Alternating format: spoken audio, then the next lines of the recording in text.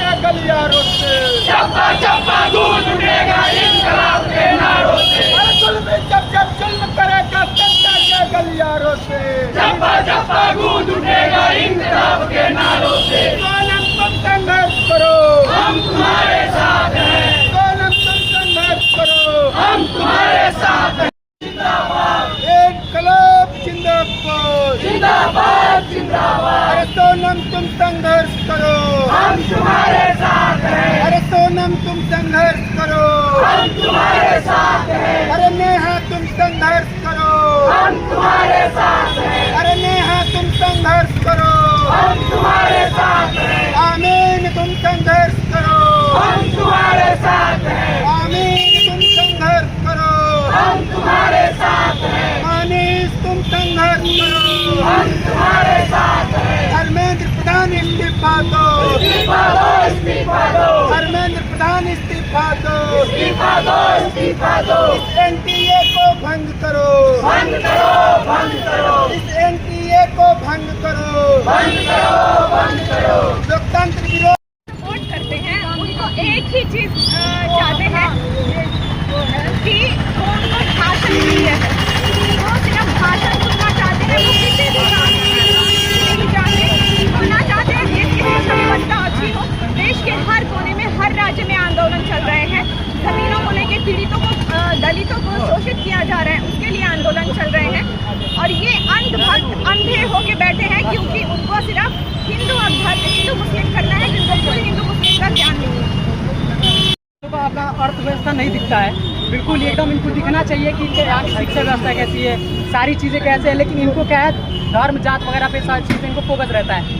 इनको देखना चाहिए कि भाई हमारे आने वाले जो जनरेशन है उनके लिए भी कुछ देखना है ना, उनको भी एक अच्छा अर्थव्यवस्था चाहिए जो उनको मतलब हम लोग की तरह इतना ज़्यादा स्ट्रगल ना करना पड़े।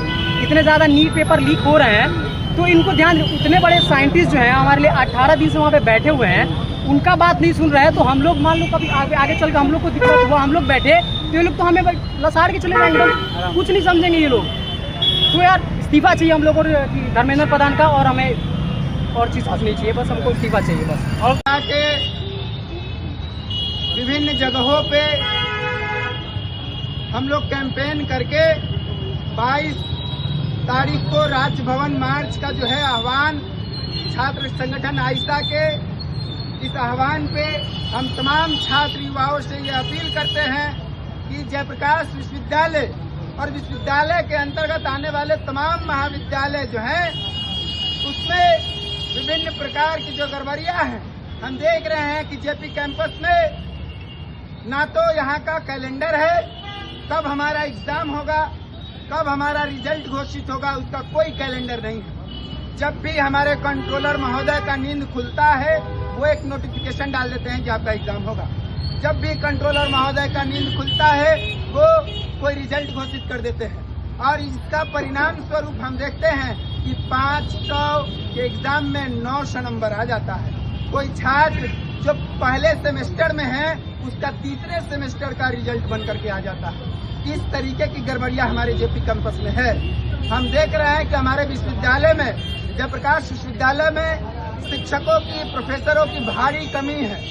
लैब में इक्विपमेंट नहीं है, लैब अटेंडेंट नहीं है, रेगुलर क्लास नहीं है, यहाँ तक कि कैंपसों के भीतर मूलभूत सुविधा नहीं है। और इन तमाम सवालों को लेकर के और बिहार के विभिन्न विश्वविद्यालय में जो 7.5 CGPA का बैरिकेडिंग लगा करके रखा गया है राजभवन की तरफ से, इन सवाल को लेकर छात्र संगठन आइशा 22 जुलाई को पटना की सड़कों पे राज्य भवन मार्च करने के लिए उतर रही है अपने इन तमाम सवालों पे, जिसको लेकर के हम तमाम साथी अभी इस चौक पे खड़े होकर के लोगों से, छात्रों से, छात्र युवाओं से समर्थन मांग रहे हैं। यही बातचीत है।